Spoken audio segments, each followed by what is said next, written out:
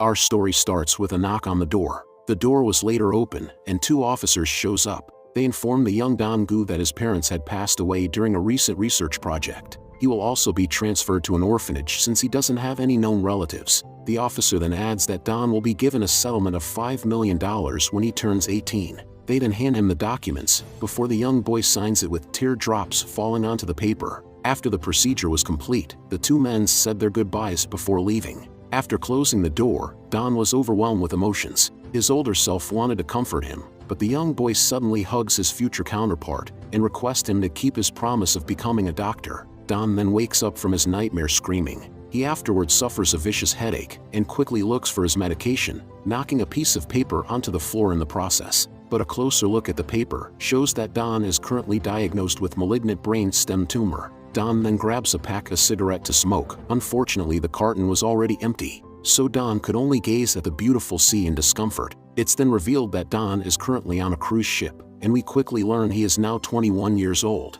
11 years later after his parents disappeared in their science field trip. And while this incident did leave a big scar on him, Don would continue to work hard, and he was later accepted into one of the best medical school. However, on the day he gave a speech at the orientation ceremony, Don-gu proclaims there was only one kind of patients in this world, and those were the poor. These remarks influenced him too much, and he would spend most of his college days partying, leading him to fail all of his exams. But 6 months ago, Don learns he was diagnosed.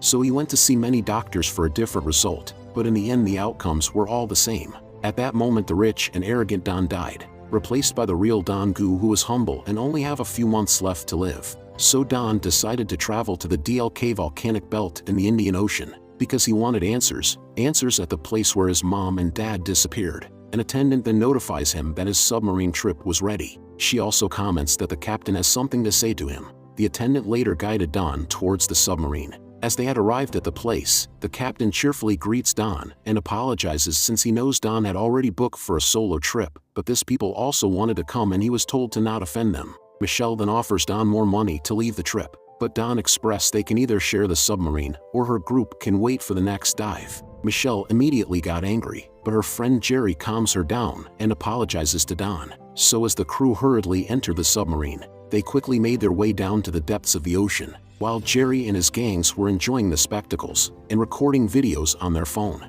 Don remembers this was where his parents' ship was last seen. He then spots something that surprises him. It was a mysterious obelisk with some kind of script on it. The obelisk suddenly starts to emit red light, and lava came pouring out of it. All of a sudden Don starts to have a serious headache, and he would close his eyes to alleviate the pain. But when he opened his eyes again, he saw disturbing images of monsters being stitched together, and a Lovecraftian monster destroying civilization. Back at the outside world, the captain quickly alerts them to wear their seatbelt because there was an undercurrent vortex ahead. The vortex then hits the submarine, causing the ship to shake violently, and Jerry, who didn't wear his seatbelt in time, was sent flying towards Don. But back inside of Don-gu's mind, the obelisk was connecting itself with Don like a game system. It even shows information about the young lad, and informs him that he will only have 2 months left to live due to the rapidly growing brain tumor. Don felt like giving up when he heard this, but he suddenly triggers a quest list, and the system explains the host could do quests to receive rewards.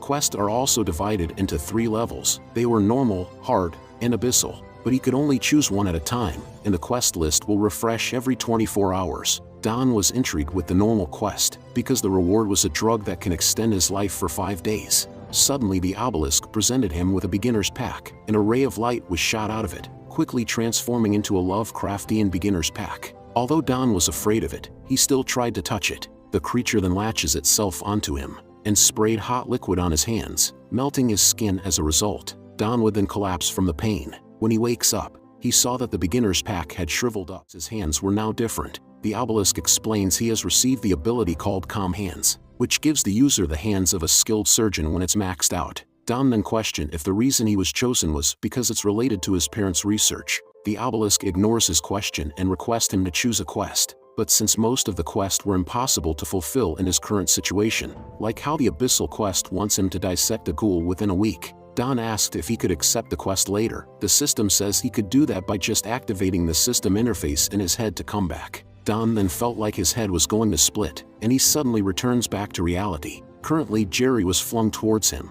and his elbow rammed into Don's seat, causing him to flip in another direction. Don would quickly react and grab onto Jerry's shirt before pulling him in closer and holding him tightly. The captain then tells everyone to hold on tightly, while Michelle hurriedly alerts them of the strange phenomenon happening outside. Don was surprised when he saw it, because the fish were acting like they were in some kind of cult. Fortunately, they managed to escape the vortex, and Jerry thanks Don for saving him. However, his arm was now badly injured, with blood oozing out of it. His crew then worriedly came to check on him. Don asked if Jerry was feeling any nausea or headache. Jerry replied only his arm was hurting, so Don assured him he'll be fine, before revealing he's a medical student and requests someone to immediately bring him a first aid kit. Don then realized the situation met all the criteria to complete the normal quest, so he went back inside his mind, and the normal quest wanted him to save an emergency patient within a day. Don clicked accept, and the captain brought him the medical kit. However, Jerry was starting to lose consciousness from blood loss,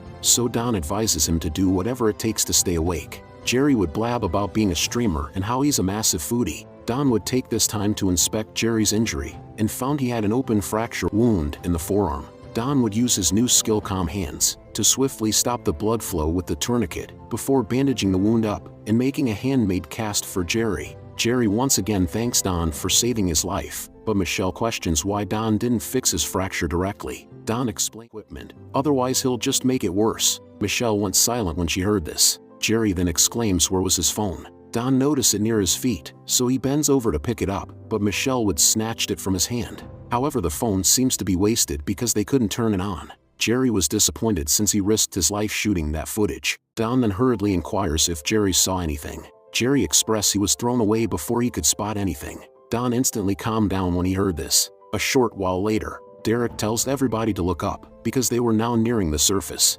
15 minutes later, an emergency doctor tells Don that they'll be taking Jerry to a nearby hospital in the Maldives for surgery. Jerry says they'll contact Don when he gets better, and Don salutes him in response. As Don was leaving for his room, Michelle lets out a grateful smile while gazing at Don. On his way back to his room, the system shows that the normal quest is now complete. Don then felt something in his inner pocket. It was a pack of pills. Later that night in Don's room, Don was inspecting the pills, and was intrigued by the strange language and logo from behind. He wonders if there was really such a monster in this world. Suddenly his head starts to hurt, and the system reveals the new quest list for today. Don thought the new normal quest was more doable than the previous one, since he just needs to practice pricking a rubber tourniquet with a needle 1,000 times. Don afterwards calls the infirmary for the materials. 2 hours later, Don had completed another normal quest. The mastery of Calm Hands went up, and he receives another packet of pills in his pocket. Don takes out the packet and thought about popping a pill. However, he stops at the last second, because taking an unknown pill with strange writing was just too risky for him. He also thinks the system might be a devil that could manipulate him with the rewards. So Don decided to call an old friend and ask him for a bit of help. 3 days later at East Medical School, Sean ran so fast to greet Don that he was now gasping for air. Don then asked if he prepared the materials, and Sean confirms that he did, but worriedly questions if Don was trying to commit suicide. So as the two friends made their way inside the laboratory, Sean explains there were all kinds of evil rumors about Don when he was away, and since the material he requested could only harm humans, it was natural to think Don might end himself. However, Don replied those were all just baseless rumors. Sean then shows the brainstem glioma cells that Don asked for. Don was impressed at how fast the cells were progressing during his 3 months absent. Sean reveals he has been cultivating it since summer for the upcoming national contest. Realizing Sean was bringing a malignant tumor project to the contest, Don asked him to show him the project. Don and Sean later arrives at another room. However, the people were surprised to see Don and were gossiping about him. Don tried to greet them, but Erica just ignores him and gives instructions to her team about creating a mouse as a CITES-type tumor model. Don was pissed at Sean for bringing him here because Erica had once rejected his love confession. Erica then orders Sean to stop playing around and get to work. Sean in turn pleads with Erica to allow Don to study with them because he came back to sit for the exam. Erica agrees to Sean's request but warns Don to not mess around. The students then begins experimenting and researching, while Don stayed at the back observing them. Suddenly a classmate informs the group that the ascites in Mouse 4 has grown to the shape of a frog's belly. As everybody excitedly gather near the mouse, Erica says it's time to collect the ascites and start culturing tumor cells. Don then curiously asked what they were conducting. Sean stated they were researching photodynamic therapy for tumors, but since photosensitizers were expensive, Erica suggests they culture the cell and prepare more mouse tumors for experiments. Erica then got annoyed by their conversation and told the both of them to shut up. The two friends apologize for their bad behavior, and Erica would later prick the mouse with an IV needle before sucking the cells into the tube. However, at this moment, Don begins to have a headache again, and he starts seeing everything in red. The pain was also unbearable that he drops on his knees. As Don felt better and opens his eyes again, he was shocked by what he was seeing, because the lab had turned into a place resembling a slaughterhouse, with blood all over the place and mutilated corpses left and right. He then noticed an enigmatic writing on the wall painted with blood. At this moment, something just clicked inside of Don, and he begins chanting the words on the wall like he was possessed. What he said was, "The fruit of darkness grows from the eternal abyss, and the worms of death live long with the universe." When he came back to his senses, Don was confused on how he was reading the writings. Suddenly the writing began to drip more blood, and worms starts to spill out vomit when witnessing this. Afterwards he realized the corpses were coming alive, and the corpse gave a deathly howl at Don, causing Don to go pale with fright. The corpses then begins to attack him. Fortunately, a second later, Don was brought back into reality by Sean. Yet Don was still so terrified at this moment that he accidentally destroyed a shelf and some plant pots. So after Don had calmed himself down a short while later, the groups asked if he was okay. Don nervously said he was fine, and as the group was about to comfort him some more, a strict voice told them to leave if they were just going to fool around. The students were surprised when they saw the owner of the voice, because the owner was Professor Gu, who questions why Don was here. Don nervously said he came back to take the exams again. However, Professor Gu remarks the research done here has nothing to do with the exams. Don then apologized before excusing himself. Yet Professor Gu would mock Don by saying that he was very talented at one time, but look at him now. This proves they don't have to be a genius when practicing medicine. What it takes is diligence. Professor Gu also reminds them to give their all in the upcoming contest, because a new group of medical talents will be selected. Later in the afternoon, a female classmate asks Sean why Professor Gu disliked Don. Sean explains that when Don almost got dropped out because he failed too many courses, it was Professor Gu who pleaded with the school to let him stay. Professor Gu then tells them to stop talking and focus on their work. Around the same time in another lab, Don had injected the mouse with tumor cells he'd gotten from Sean, and he'd split the mouse into two groups so he could test something out. The very next day in the student's dormitory, Sean had just came back from his morning, and when he entered his room, he'd noticed Don was fast asleep from studying. Sean picks up his book and comments that Don's been studying hard. He then remembers the day where they became brothers. It was around 2 years ago. Two bullies were bullying Sean for being bad at learning medicine, and they would mock and ridicule him to feed their pathetic ego. Don later overhears their conversation from behind and decided to take Sean out for a drink, while warning the bullies to never mess with Sean ever again. This was how Sean and Don became brothers. Sean then wished Don luck in his upcoming exam. Later that night inside of Lab 3, the mice in the two groups have all developed tumors. Don then wanted to test the pills out on the mouse to see the effects. So he pops one of the pills, took out the ingredients from the capsule, shoves all of it into a tube, before feeding the mouse with the medicine. Since Don had two groups of mice affected by tumors, he decided to dose the 3 mice in Group A with the mysterious medicine, while the 2 mice in Group B will be fed no medicine. On day 2, there were no abnormalities in both groups. However, on day 4, the mice in Group B were beginning to wilt, while the mice in Group A were still abnormalities. Finally, on day 7, the tumors in the mice of Group B were getting bigger and bigger that it was affecting their movements. Meanwhile, the tumors of the 3 mice in Group A did not grow and their movements were normal. Don concludes the medicine seems to be effective for stopping the tumor's growth, so it was time to try it out for himself. However, he decided to find a suitable place to take it in case something goes wrong. So the very next morning inside a hospital, Don takes out one of the pill, before quickly swallowing it without a second thought. He then prayed to his parents to keep him safe. Fast forward towards the evening, Sean has once again come back from his morning classes, but this time the room was completely empty. Don then appeared behind him looking like a starving ghost that was begging for food. This scared the living soul out of Sean, and he drops the grocery and parcel because of it. Sean later makes ramen for Don to eat. As Don continues to savor his ramen, Sean informs him that an international parcel has been delivered to him, and he hands the parcel over to Don. Don was shocked when he saw where it was sent from, because the parcel was delivered from the Maldives, the place where Jerry was taken to for his surgery. Don then opens the parcel, and he finds Jerry's phone inside. Don tried to turn on the phone, however the crack reveals it was still broken. So Don thought about learning how to fix the phone himself, and asked Jerry for the location of a nearby hardware store. Later at the CW hardware store, Don was leaving the shop after purchasing the tools he needs to fix the phone. As Don was walking back to his dormitory and learning how to repair a cell phone, he noticed someone was stalking him and turns around to see who it was.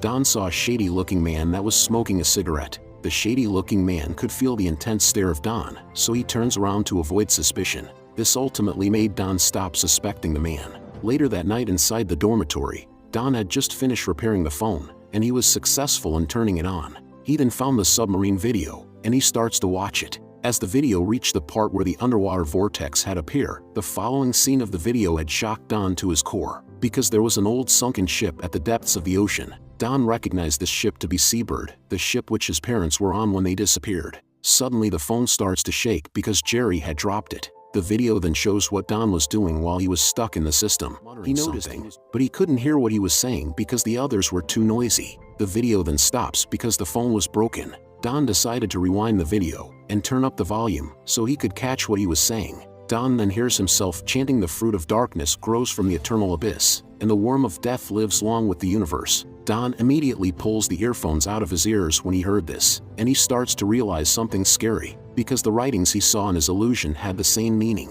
Don then went out for a quick smoke session to calm his nerves. It's revealed that Don has no knowledge about his parents' research. However, the company they work for, called Clason Tech, immediately shuts down after the Seabird's disappearance. Don thinks the research conducted by the Clason Tech must have something to do with the mysterious power at the DLK Ocean. Don then noticed the same shady man was stalking him again. The shady man saw Don looking at him, so he walks away to avoid suspicion. But Don now confirms he was being watched by a secret organization. So although the only lead he currently has is Clason Tech, he was determined to unravel the mysteries of the mysterious power and his parents' disappearance. Early in the next morning, Don had waken up Sean and said it's time to wake up, because they were the future medical workers who will heal this world. Later inside the lab's building, Sean asked if Don has finished reviewing for the exam. Don replied he was almost done. They then run into Erica, who was moving the mice box into the lab. Don greets her, and Erica greets Don back. Sean then suggests they help Erica carry the mice box. After putting away most of the mice box, Don noticed the shelf he'd destroyed had been repaired. He then wondered if he touched the illusion. Erica later questions why Don was going around and checking everything. Don apologized and says he'll help mark the mice to make up for it. The other students later arrives and greets them good morning. Don then shows himself to say hello. Although Johanna enthusiastically greets him back, the other two male students just ignores him. They later begin experimenting and researching. While Erica was hard at work, she noticed something has changed within Don. She thought he was more reliable now. Suddenly Professor Gu came rushing into the lab. Don tried to greet him, but Professor Gu would ignore him and tell everybody to stop what they're doing. He explains that the government will hold a citywide medical skill contest to select a group of young medical experts. Don realized the government must be hiding something for them to be in urgent need of medical experts. He also realized this might be his chance to uncover the truth if it's related to his parents' research. So Don begs Professor Gu to join the contest as well, but Professor Gu rejects his request before ridiculing him. The two male students would laugh at Don's misfortune, yet Erica would stand up for Don and ask Professor Gu to give Don a chance. Don was surprised that Erica was helping him, and since Erica was the one asking, Professor Don one more chance. He then informs everyone that the school has provided resources for them to practice dissection this afternoon. Since the new upcoming contest will require everyone to compete in dissection, Don thinks he'll need 500 more points to upgrade calm hands, so he can do his best to win the competition. Professor Gu then orders the four boys to get ready and go choose a body for dissection. Don was excited that he'll have a chance to dissect a deformed human body, because Don have never completed a hard or abyssal quest before, since they were practically impossible to find. But today he'll be able to dissect a deformed body and complete the hard quest. Professor Gu then shouts at Don to stop spacing out and go get ready. An hour later at the body storage building, the four medical students were shocked by what they were seeing, because the people delivering the bodies were wearing a As the storm continues to rage on, the medical students later heads into the body storage facility.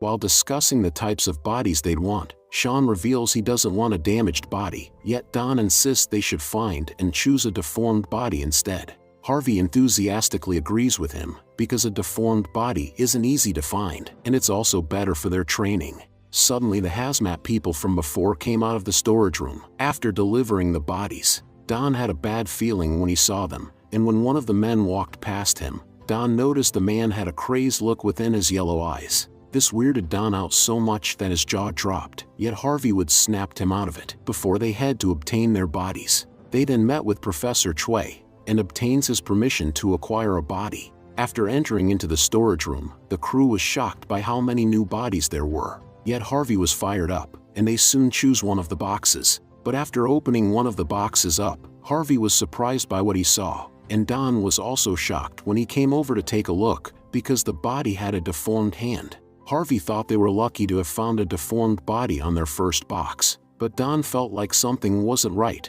and he'd ask Sean to come help him open another box. After decisively choosing another box, Sean and Don lifted up the cover, and they were taken aback when they saw it, because they had found another deformed body. The students thought this must be a coincidence, but as Don requested Sean to open another box, this time they found a kid with a deformed leg. The students were starting to feel anxious, and as Don ordered everybody to keep opening boxes, they quickly found another one, and another one, and another one. Deformed bodies on deformed bodies was the only thing that Don saw from the boxes. Suddenly his head starts to hurt, and the group went to check on Don. But as Don opened his eyes again, he was now in another illusion with yellow corpses floating in a pool and chains tied around their necks. Don then noticed the corpses has the same deformed limbs as the ones from his world, and curiously wonders if they were previously humans. A deformed hand came springing out of the pool, and it tried to attack Don. Luckily Don was pulled back into reality by Sean. The crew then asked if he was alright, and Don replied that he was fine. At this moment Professor Chui enters the room and questions why they were being so loud, but when he then noticed the boxes were open for no reason, Professor Chui got upset and starts scolding them to stop playing around, and in the middle of him telling them to close all the boxes, it was there he saw the many deformed limbs of the corpses, and he was speechless when he did. Yet he quickly regained his composure and said everything was fine and to quickly choose a box. So after the students closed all of the open boxes, they quickly chose one. Later at the autopsy lab of East Medical School, the students had told the situation about the many deformed bodies to Professor Gu. Although Professor Gu thought the contest the government was conducting was also unusual, he thinks this is a great opportunity for them to grow, since the government has provided such scarce resources for them to train. And as for the body, Professor Gu has no idea if it's a work of deformation or if the body suffered from a congenital disease at birth. He then told his student to begin the dissection near the deformed limb. Yet the students expressed this was too hard for them. Professor Gu then shouts at them to stop whining and ordered Erica and Julian to go first. Erica and Julian then bowed before getting to work, but Julian was having difficulty starting, yet he followed his instincts and starts cutting the back of the hand. He then nods at Erica, and it was now Erica's time to take over. Erica begins working, yet she came across an obstacle when dissecting the hand.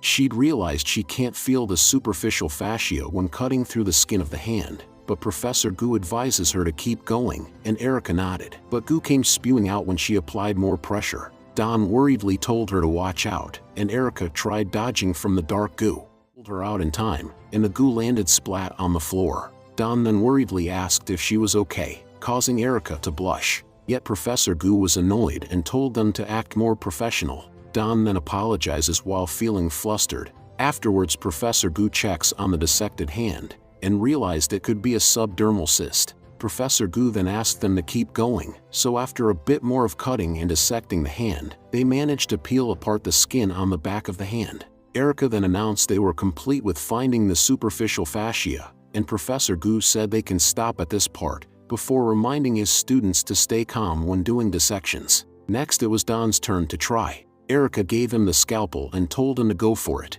Don accepted the scalpel and thanks her, before going back inside his mind, and seeing the hard quest which wants him to dissect a deformed body within 3 days. Don quickly pressed accept, and the countdown starts counting.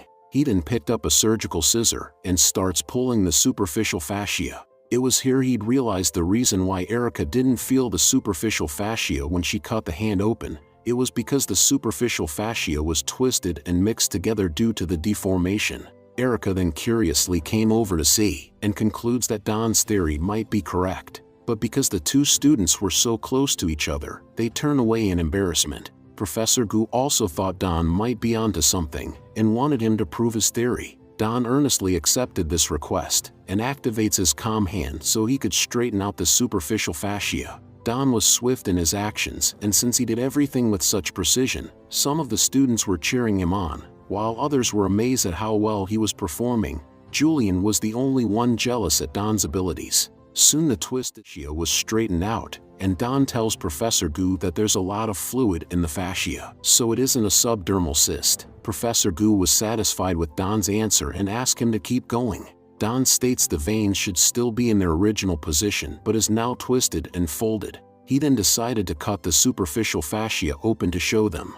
After tearing of the superficial fascia, the veins were shown to be separated. Professor Gu asked what he thinks of this. Don replied a congenitally deformed vein and fascia must follow the growth of a deformed structure, but since this body wasn't born with deformities, he thinks that this body must have acquired deformation at a later date for some reason. Professor Gu bursted out laughing in joy, and states that Don is now qualified for the contest. He then tells his students to take a break, yet Don wasn't finished working, and he requests Professor Gu to keep dissecting the body, because he wants to stay here for the next few days and hone his skills. Professor Gu then inquires if there was anyone else that wants to join Don. Erica raised up her hand much to Don's surprise, and of course Sean also wanted to stay. Since there were a lot of students participating, Professor Gu allows them to continue. Don quickly thanks the professor before they start dissecting and sharing theories about the deformed body. After 3 hours of dissecting,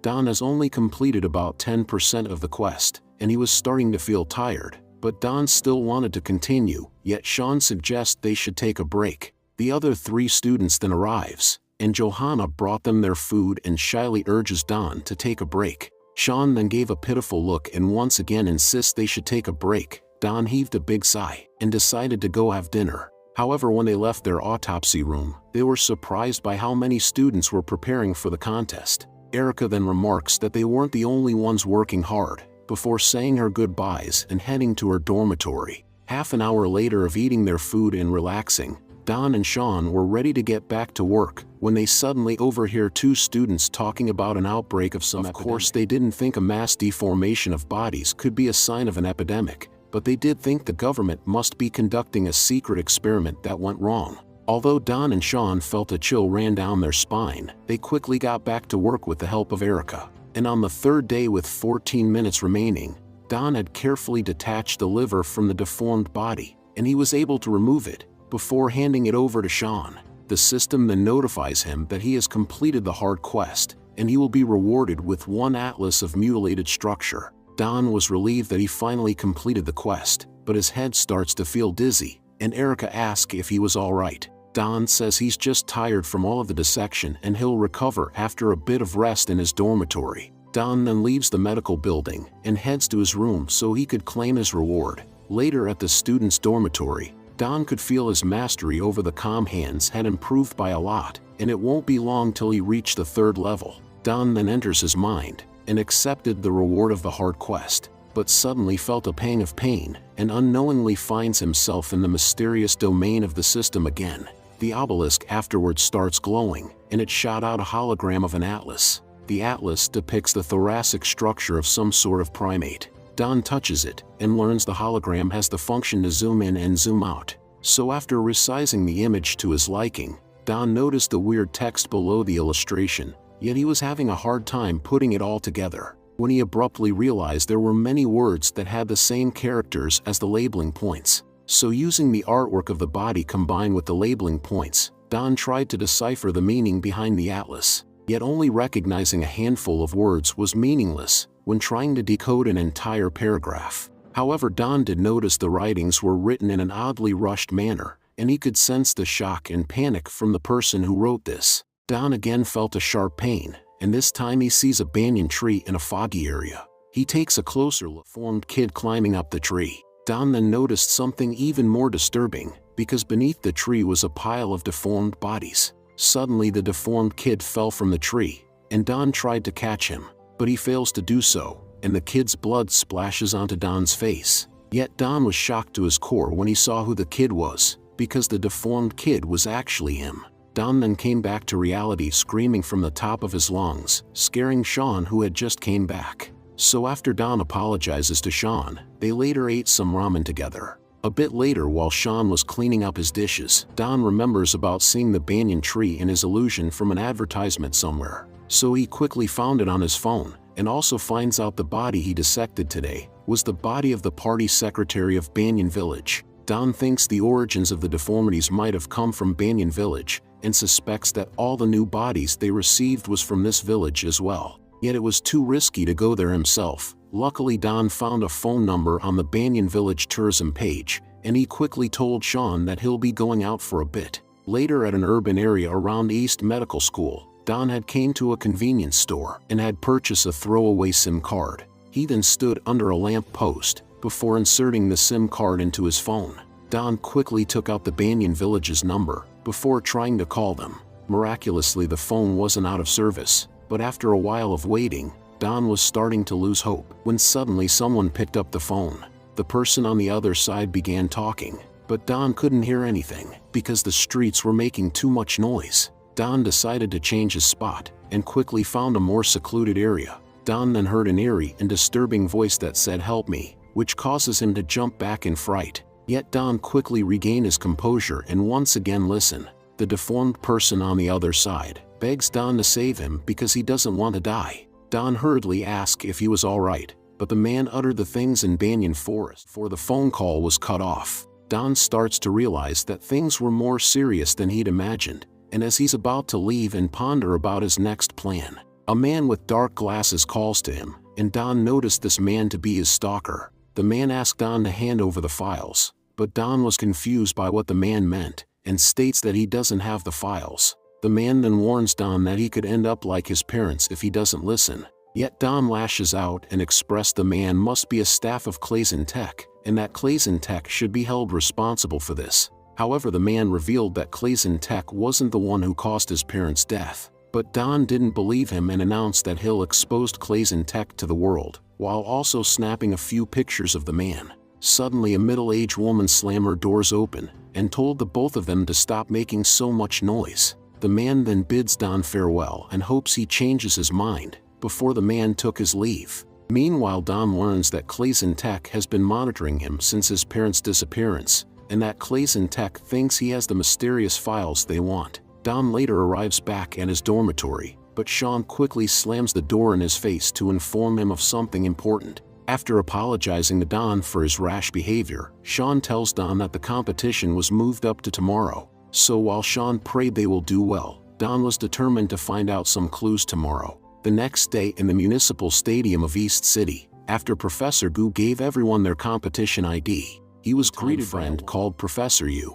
As the two friends continue to converse with each other, Johanna asks Julian why he was shaking so much. Julian reveals he was nervous since Professor Yu's team is considered the best team in their school. Their leader Robert Ma has nailed the first prize scholarship for 6 straight years. Then there was the rivaling school called QS Medical University, who was also in the contest. Not to mention the other competitors, it's basically impossible to stand out among these people. The students later line up for a security check. After the guards had finished checking them, they were allowed to enter the stadium, and was even given vomiting bags just in case. Later, after everyone had taken their seats, the opening ceremony was about to start soon. Don then noticed a hand on his shoulder, and Erica asked if he was feeling better. Don admits he felt great and was fully prepared. A few people then came on stage and asked for the attention of the students. The old man reveals he was David Cheen, the chairman of the judging panel for this competition, and he expressed that they're going to select some medical talents for emerging medical needs. So he hopes everyone gives their all, because those who perform well this morning will get off to the best start. The student then began clapping for David, and David signals the security guard to bring it out. David then remarks that he hopes everyone will qualify for the next part, before the door behind him suddenly opens, and a cage was brought out, with dark goo spilling onto the ground. Everyone was in shock by what they were seeing. Even Professor Gu himself didn't know what to make of this, because it was an amalgamation of deformed bodies being stitched together. Sean nervously tells Don that the bodies they dissected had the same limbs as the amalgamation, and Don realized he saw these weird creatures back when he activated the system for the first time. Johanna couldn't take it and she began to puke. This caused Julian and Harvey to also puke, which results in most of students in the stadium puking. David then told his assistant to quickly mark down each student's reaction in detail, because they can also use this information to find the best medical student. David then announced that it was time to get down to business, and wanted their opinion about this thing, because he reveals it was dead, but at the same time alive. The medical students fell into absolute silence, and David wonders if the students had any thoughts on it. A student then raised his hand to say something.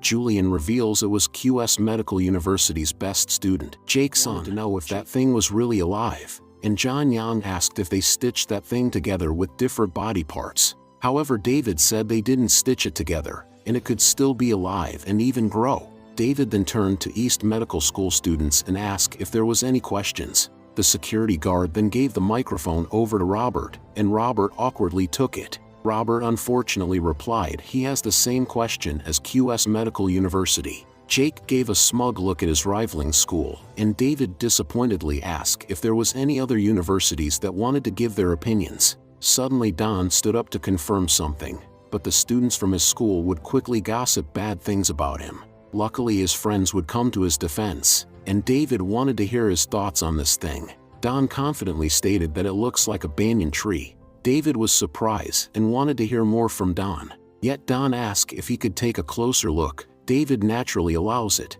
and Don was escorted towards the cage. After arriving near the cage, Don would examine it closely, and he seems to have figured something out. Apparently the bodies aren't mixed up, but the limbs are all stretched out like a tree branch. While the main body is the trunk, the veins, nerves, and limbs are the aerial roots, and their head signals the species they've merged with. Don assumes that this thing grows by merging, and it isn't limited to just humans either. David was pleased and asked Don to keep going. Don remarks he noticed something when dissecting the deformed bodies to prepare for the competition.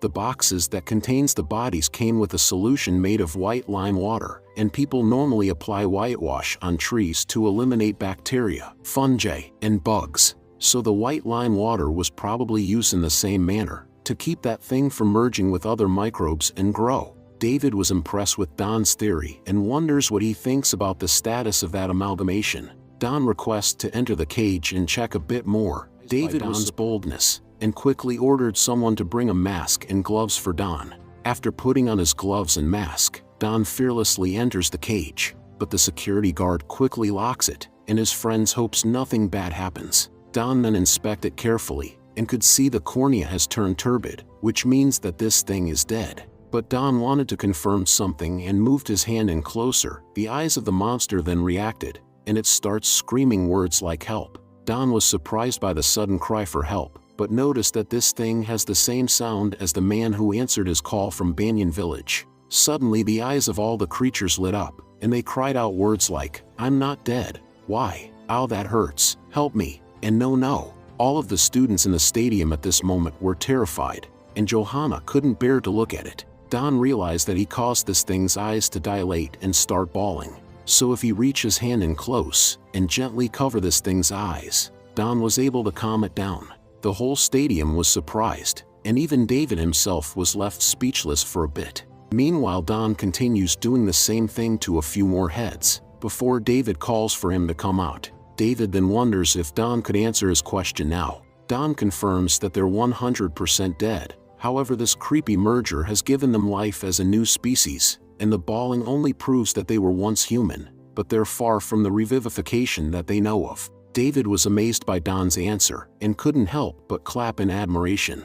All the students then followed suit, with Jake and Robert being impressed by Don, Professor Gu mocking the other students for talking badly about Don, and his friends who congratulate him on a wonderful explanation, especially Erica, who was liking Don even more now. But David asked for their attention again, and states that Don's analysis was mostly correct, because this creature is considered dead in the context of their medical knowledge. Yet what they saw wasn't a ghost but something similar to a frog's spinal reflex, and they would call this virus the banyan syndrome, because this pathogen is probably related to the banyan tree. Most of the students was in fear of the new virus that could lead to a terrifying pandemic, while David nodded for his subordinate to turn on the TV. David then explains there was 3 stages to this syndrome. Stage 1 is the incubation period where the virus shows no symptom in the human body. Stage 2 involves the limbs being twisted and warped because the virus cells destroy the normal tissue cells just like a cancer cells,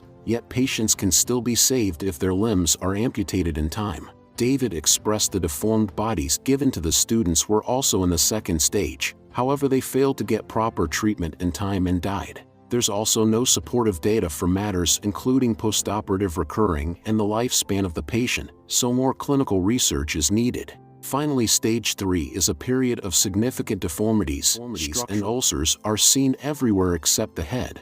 The patient will experience muscle spasm and constant severe pain with confusion, delirium, and mania. Patient at this stage also has no self-conscious and will be tangled up if another patient at the same stage is around. They will then grow new skins that can't be separated, before assuming the shape of a banyan tree. David says they're no longer human but are instead a new creature, and these creatures are found in 2 states, alive or dead.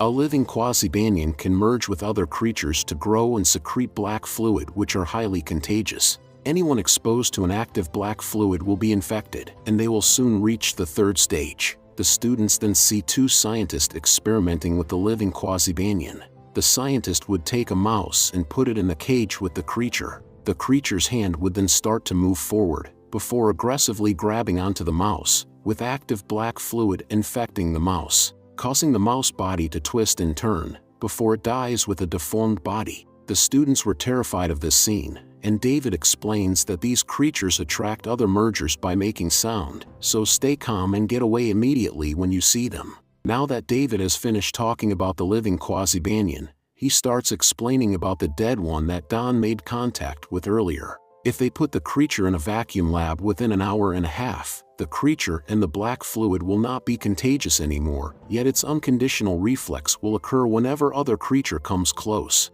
And as for why closing the creature's eyes could end their reflex, the doesn't have an answer. Don theorized the skin was transformed into a nerve receptor by the deactivated fluid, and Erica agrees that once we get closer our breath could possibly stimulate the black fluid, so it reaches the nerve system and cause those reflexes. A student then raised his hand, and Jake asked if the pathogen was related to the banyan tree and how was it spread. Unfortunately, David can't disclose the details of the pathogen, but there are 2 ways the virus can spread. First is the direct contact with the banyan tree of the virus origin, or direct skin contact with the active black fluid. David then announced the end of the assembly, and says that for the people that didn't pass, they will be sent to work in ordinary hospitals. He then asked everybody to come sign the term of confidentiality agreement, so what they saw today doesn't get out to the public. David then leaves the gymnasium with his subordinates. While walking through the hall, David expressed he was deeply impressed by Don's performance today,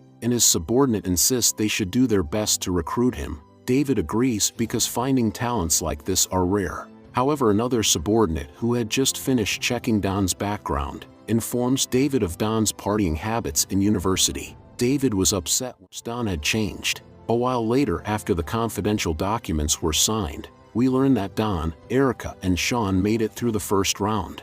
The others, however, were not so lucky, but they insist they were happy to work in an ordinary hospital. Professor Yu then came to congratulate his friend for having half of his students be picked, and Robert gave Don a friendly smile. Don gave a friendly nod in return. His friends then wished them good luck on the second round, and Don thanks them. In the evening, the dissection contest was about to begin, and only 32 people were qualified to take part in it. Don then enters his mind, and he wanted to complete the hard quest, which wants him to dissect one abnormal body part of a non-human within a day, so he can get 3 complete pages of the diagnosis work diary, and try to decode the strange text of the atlas with the help of the 3 pages. David and his subordinates then enters the room and told everybody to get ready. The students then made their way to the dissection table, before pressing the red button and opening the table. The thing inside the table surprised the students greatly, and Don was the only student who, because it was the thoracic cavity from the atlas in Don's system.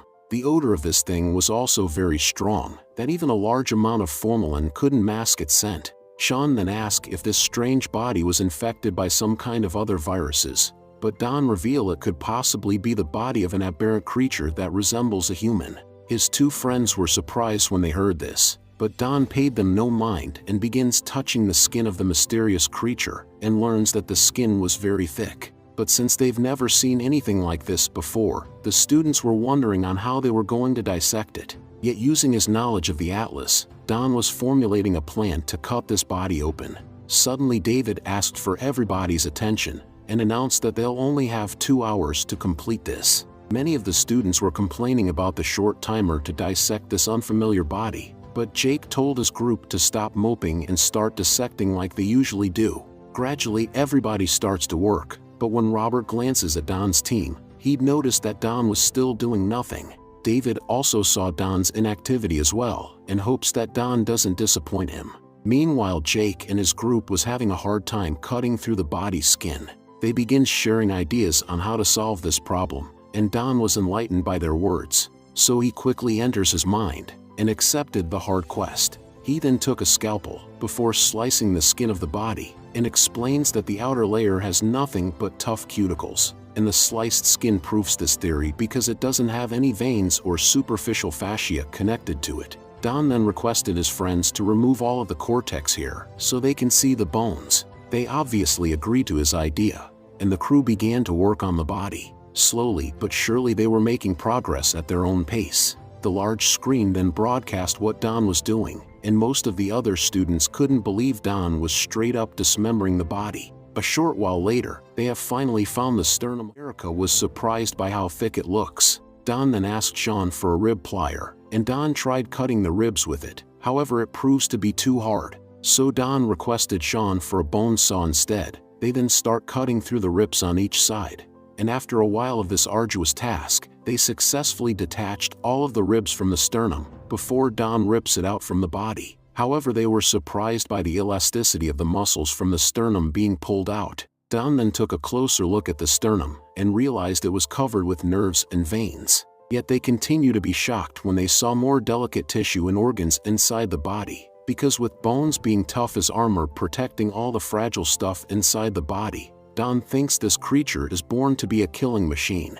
Meanwhile, David, who continues to observe Don, was again impressed with the way he's handling the situation. The other students who witnessed Don successfully removing a body part quickly changed their methods to follow his examples. Meanwhile, Don and his friends continue to dive in further. They soon learn of another interesting fact, because this body only has one lung, yet it has 2 air sacs within it. Suddenly Don's head starts to hurt again, and this time he was in a lab with another person. Yet this only lasted momentarily, before Don was back in the real world. Sean then noticed that Don looks pale and asked if he was alright. Don stated that he was fine and wanted to continue. They then continue to dissect the body even further, while learning more about the body parts of the body. And as Don dissected the heart from the body, he starts to feel dizzy again, and once again finds himself in the same illusion where he left off. He'd realized the heart he dissected just now must have triggered this illusion. But when he saw the person sketching the thoracic cavity illustration,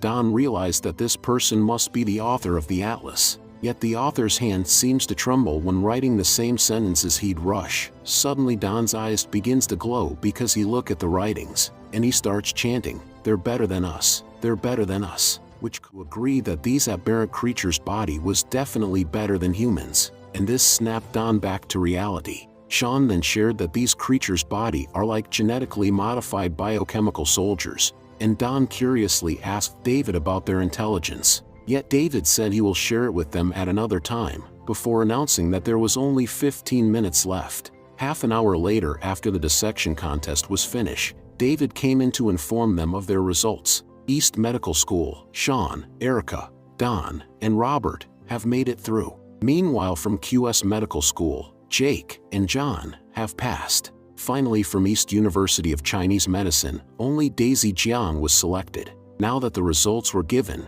David says he'll be looking forward to seeing the winners again. But Don asked David to wait as he was leaving, because he wanted to continue dissecting the body. David was fine with it and even encourages them to continue, so Jake and John wanted to continue. Don's friend was right behind him all the way, and even Daisy was fired up to join in the action. Don then turns around to say, "Let's do it." Before they got to work like the medical future of this world, the others were working hard, and Don was halfway there till he completed his quest. and as he relentlessly continued to push on forward, Don had completed his mission, but he was now really tired, and told his friends that he'll go get some rest and catch up with them later. Erica was fine with Don leaving, but reminds him to not forget about tonight's dinner party with Professor Gu. Don assures her that he'll be there, before quickly taking his leave. Half an hour later at the gate of East Medical School, Don was dropped off by a staff of the medical contest. While walking through his university, Don was now certain that his parents' disappearance have a lot to do with what is happening now. So he decided to play dumb for now, before he starts investigating once he's accepted by the government. But before that he needs to get rid of 2 important proofs. Don then puts on his medical gloves, before picking up a mouse from the test box, and thanking it for its sacrifice towards medical science. Don then sends the poor mouse to the afterlife with a snap to the tail. He did this towards all his test subjects, before disposing them in a medical waste bag. The second proof was Jerry's phone. Don went back to his dormitory, before taking out a framing hammer and smashing the phone into pieces. After clearing all of the evidences relating to the system, Don decided it was time to accept his reward. The system then presented Don with 3 pages of the diagnosis diary, and Don was surprised he could recognize some of these strange text. He believed that his illusions might have taught him a few words. Don starts muttering some of these words from the pages, and when he read the word perish together, Don realized it was written by someone who was waiting for their desperation. Yet this was all he could figure out from his limited knowledge of the language, and wonders what the author was trying to tell him. Suddenly Don starts to see a pattern relating to how his illusions were triggered. Like how the lab illusion is triggered in the lab, the pool illusion which occurred inside the storage facility, and the author illusion which only materialized after Don had dissected the aberrant creature. Don suspects in order for the illusion to take place, there's a possibility he needs to acquire some knowledge about the contents first. Like how after Don acquired some knowledge about the structure of the aberrant creature, he was able to trigger an illusion after dissecting it. So if pages were to be considered as new knowledge, Don thought of the perfect solution to confirm this pattern. Later at an affiliated hospital of East Medical School, Don masquerades himself as a doctor of the hospital and walks toward the mortuary room. The security guard did notice Don, but he was completely fooled by Don's facade. As Don enters the mortuary room, his heartbeat starts to race rapidly, and this was how he felt every time the illusion is triggered. So Don concluded that his theory was correct, but the headache this time was so unbearable that he screams from the top of his lungs. His vision then began to blur, and Don finds himself standing in front of a chapel down in the area, and he could see many statues that gave off a Lovecraftian-esque vibe, even though some of them were missing a few limbs. But the main thing that captivated his attention the most was the giant chapel that doesn't exist in the real world. Don then entered the chapel and was shocked by what he was witnessing, because there were many people worshipping a mysterious statue like a cult. Don then accidentally touches one of them, and the worshipper head just plop onto the ground, revealing that the worshippers has been dead for a long time now. Don then remembers that this place is a chapel and wonders what kind of deity the people were worshipping. Suddenly Don's head begins to hurt again, and we learn that the pages had reached its limit to allow Don to stay in this illusion, so he was quickly sent back to the real world. The security guard then came and asked if Don was really a doctor from this hospital, but Don quickly made up an excuse before speeding out of here. While making his way out of the hospital, Don wonders if Clayson Tech and his parents were also worshippers of that mysterious cult, but Don then remembered what the man stalking him said. It wasn't Clayson Tech that was responsible for his parents' demise. But as Don exited the hospital, he gets a call from Sean, telling him to quickly come to tonight's dinner party with Professor Gu and the gang. Don then showed a warm smile and said he'll be there as soon as he can. A while later at Sue's restaurant, Professor Gu wanted to make a toast for their unbelievable achievements today, and told them to continue doing their best, because they were now the future of this medical world. Professor Gu then downs a glass and announced that the party begins now. A while later after the party was over, Don tells the other 3 to go first with Professor Gu. Unfortunately, there was no drivers that wants to pick them up around this area, so they decided to walk a bit and try again. 10 minutes later, while walking in silence, Don tried to break the ice and make small talks with Erica by saying that she should take the next cab since it's late and she's a girl. However, Erica looked offended, and Don tried to quickly change the subject. Luckily, a drunken Sean made an unexpected comment, but quickly shuts down again after saying it, and Don tried to explain his friend's unusual behavior when he's drunk. Yet Erica decided to tell him her story. 8 years ago she ran into a thief while shopping with her grandmother. The thief tried to steal a necklace from Erica's grandmother, but Erica is revealed to be the third generation of a martial arts family, so she quickly stops him while her grandmother falls onto the ground. The thief then took out a knife and swung it at Erica. Erica managed to dodge it without major injuries, before stopping the thief with an ankle to the stomach. Erica then victoriously turned to look at her grandma, but this would be the biggest regret of her life, because her grandmother had passed away while she was distracted with the thief, and this was the moment that pushed Erica into becoming a doctor. Erica apologized if she bored Don with her story, but she wanted to let him know that she's capable of defending herself. Don would then comfort her by making a charming remark, causing Erica to blush hard, and the night ended without any accidents. The next morning, in front of the dormitory's gate, Erica arrives while wearing a neat dress, and Don thought she looked amazing. They were later taken to a building at the outskirts of the city. The students then enter the buildings and met up with the other winners of the contest. David then made his appearance and told everybody that the government will soon review them to see if they're qualified for the job. He then asked Don for a moment of his time, so as the two walked to a quiet place, David advises Don to be as honest as he can for the review, because the government knows more than he thinks, and Don nervously said he understands. Later at the waiting area near the review room, Erica noticed that Don looks a bit uneasy, so she asked if everything was alright. Don assured her that everything was fine, before a security guard tells Don to come in for his review. As Don made his way inside the review room, he was quickly in the presence of 3 experienced reviewers. Their first question was about Don's parents, and Don revealed he has conducted several investigations at Clayson Tech to no avail after his parents' disappearance. They then wanted to know more about Clayson Tech from him. Don expressed that a man has been recently stalking him, but besides that, he has no further knowledge regarding the company. They then asked why he decided to join the contest after learning he was diagnosed with brainstem glioma. Don took a deep breath, before righteously proclaiming that he wants to be a part of this world full of mysteries. A curious reviewer asked what drove him to do this. Don said when he took a deep dive at the DLK Ocean with Jerry and his folks, he saw something abnormal and now wants to discover the truth behind this accident. The reviewers asked what did Don see. Don revealed there was an undercurrent vortex and the fish were going crazy. But Jerry has recently sent him more proof on his damaged phone, yet it was broken while being mailed to him.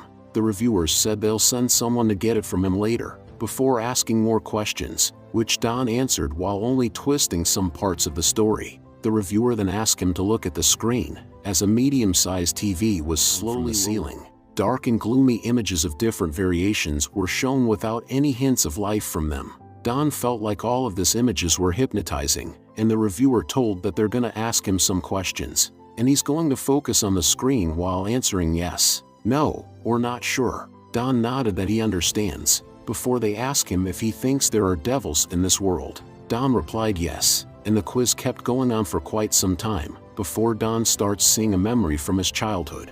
A young Don tried to enter into his parents' study room, but when he saw the many white papers littered around the room, with all of them being blanked for some reason, Don was taken aback. Suddenly his parents creeped from behind and asked Don to come out, but Don came back to his senses before we learn more of his past. The reviewer then asked if what happened in the past was real, but Don was uncertain and said he was unsure. Finally, the reviewer asked if Don thinks there are superior entities than human, and Don said yes. The reviewer announced the end of the first quiz, but they want Don to continue focusing his attention on the TV. Meanwhile, he needs to make a sentence with a word they give him every 2 seconds, and he's also required to keep drawing on the paper without any pause or interruptions. Don said he understands, and the reviewer began the second test. As the reviewer uttered a few words, Don began writing on the clipboard without any hesitation, and as the second test was done, Don was shocked when he saw what he wrote on the clipboard, because it was the exact same text he chanted in the lab illusion.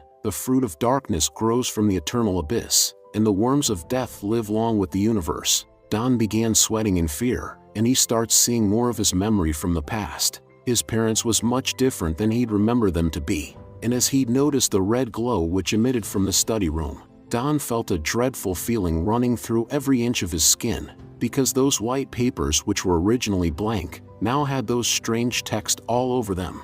The door then slowly shuts itself with a squeaky sound, before it closed with a thump, and for the first time in his life, Don felt like something was wrong with his memories, because he never had any recollection of his parent acting this way until now. But his speculations was cut short when the reviewer asked for the clipboard. Don hands it over, and they were oddly surprised by what Don was asking him if he understands what he has written.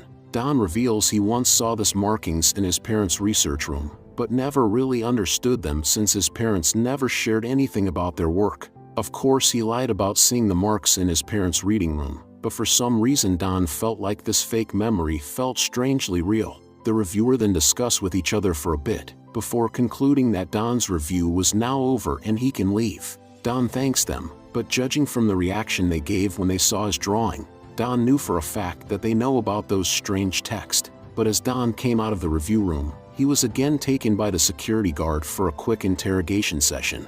The man wanted to know more about what happened when Don was in the submarine, and how Jerry's phone got destroyed. So Don told his story while twisting and turning some events. After quite some time have passed, the man thanks Don for his cooperation, and says it's time for his physical examination. A bit later in the afternoon, most of the students were done with their interviews and health examination, and Sean complained that he received over 100 questions just for his review alone. But Erica was surprised since she received more than 200. So they concluded that the reviews were customized for everyone, and Don confirms it, because he got more than 300 questions. The crew then welcomed him back, before David came in to announce the result of their test. Luckily, everyone passed the test, and they were now officially interns of the medical department of the Mystery Bureau. David added that they'll receive a 30-day exclusive training session at the East Branch headquarters, and a driver will pick them up tonight, so they should hurry up and quickly pack up anything important. He then asked for a moment of Don's time, and said he understands Don's intention of finding the truth by joining the Bureau, but staff at his level doesn't have access to that kind of information, so he should keep a low profile. Don said he'll take it into consideration, and David advised him on one more thing. The review committee gave him a pass because they think he doesn't know much about his parents' career, but getting a promotion from here won't be easy, yet the fair part is he can access more info when he does. So David suggests to keep working hard,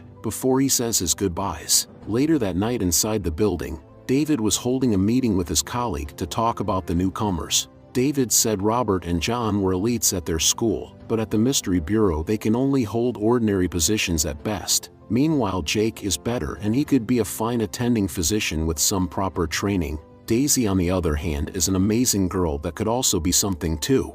And Erica is the second best candidate out of all the newcomers. A colleague then questions about Sean. David said although Sean isn't really that gifted compared to the others, he'll become the essential bond of the team.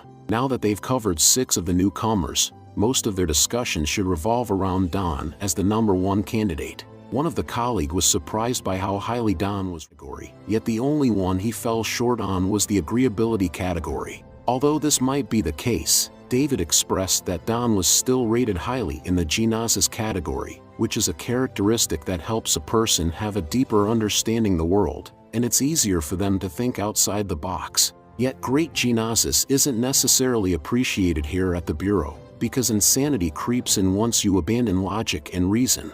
They were also surprised when they learned that Don scored so highly with over 300 hypnotic questions, and David agrees that a normal person would lose their minds. That's why the review committee added a mental disturbance test, but somehow the test turned out fine, so it was better to have him on their side. And David expressed that he's gonna train Don to become MTF reservist, before he moves on to discuss about other topics. Meanwhile, on the road, Don and friends were heading towards the Mystery Bureau. The East medical students were having a fun time joking with each other, but Don was feeling a bit tired, so Erica tells him to take a nap and she'll wake him up once they're there. Don thanks her, and it took a couple of more hours, but Erica later wakes Don up and says that they're here, the East Branch of the Mystery Bureau. The other newcomers had also just arrived, and the receptionist told them to follow him. As Don followed them from behind, he was now one step closer to the hidden truth. The receptionist later briefly introduced the buildings and their functions. Don also didn't feel weird anymore when he saw those soldiers in protective suits, and they also receive their intern IDs, which grants them access to certain areas. Also, they are not allowed to leave their dorm after 9 p.m. unless they receive special permission. They later arrive at their dormitory, and Don quickly went to bed in his new room. Don later wakes up the next morning to the sound of cooking and eating, and he learns that Sean have made everybody porridge, enjoys them as well. After the student had their breakfast, they gathered in room 15, and the receptionist later came in to reveal that Robert and John has been assigned to the experiment group, while the rest is in the clinic group. Of course, they've also made special arrangements for Don, but he'll be starting with this group for the first few days. A man then came into the room and introduces himself as William Joe, the instructor of the clinic group. William then began the lesson and told everybody to take out what's in their drawer. The students does as they're told and found a weird glass object. William then began explaining the fundamentals of surgery before asking if they recognized the equipment that they're holding. Don answered it was a model for stanching and ligating practice, and William asked why was that. Don proceeds to calmly answer the question, and William congratulates Don on a wonderful explanation. He then told everyone to come closer so he can showcase how the device. Afterwards, he wanted his students to start practicing it on their own, so while they start practicing with the model, William would give some advice to them when they're doing it wrong, or when a student felt like it's too hard for them, William would encourage them to not give up. He was basically a really nice instructor, and when he went to see how Don was doing, William was surprised by Don's surgical skills. Since Don tied the elastic tube into a triple knot lock with a square knot, Don asked if he made a mistake. Yet William assured Don that he did it perfectly, and he wanted everyone to also get 3 knots, otherwise no lunch for them. He then tells Don to come with him so he could teach him more surgical technique, and Don thought this will be good practice for his calm hands. A while later at the canteen, the students manages to complete their task, and Don told them to try their best in the afternoon since he'll be busy with other subjects. Erica wondered if this was the special arrangement for Don, and Don confirms he'll have to attend other classes besides just the clinic group. Sean then asks if the Mystery Bureau has told him about his future position after they finish their special training. Don expressed that they didn't, but he thinks they'll decide based on the training outcome. However, regardless of where they end up in, their main goal as doctors will always to be fighting illnesses. The group as a whole inspired by Don's word, and Sean hurriedly eats his lunch so he can get back to studying that Don in a romantic way. The days soon pass, and Don was slowly honing his medical skills while taking different classes with other newcomers. Around 15 days later, Don was in his psychiatry class, and he was attentively paying attention to what his instructor was explaining.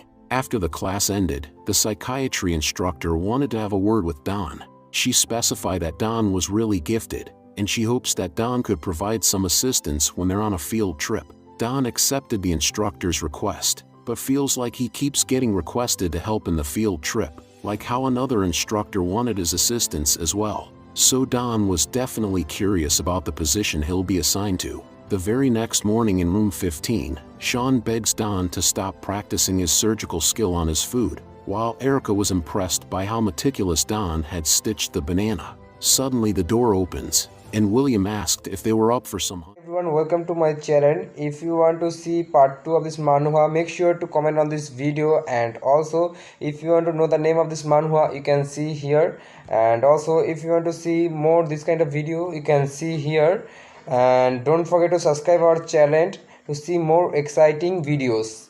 Thank you everyone.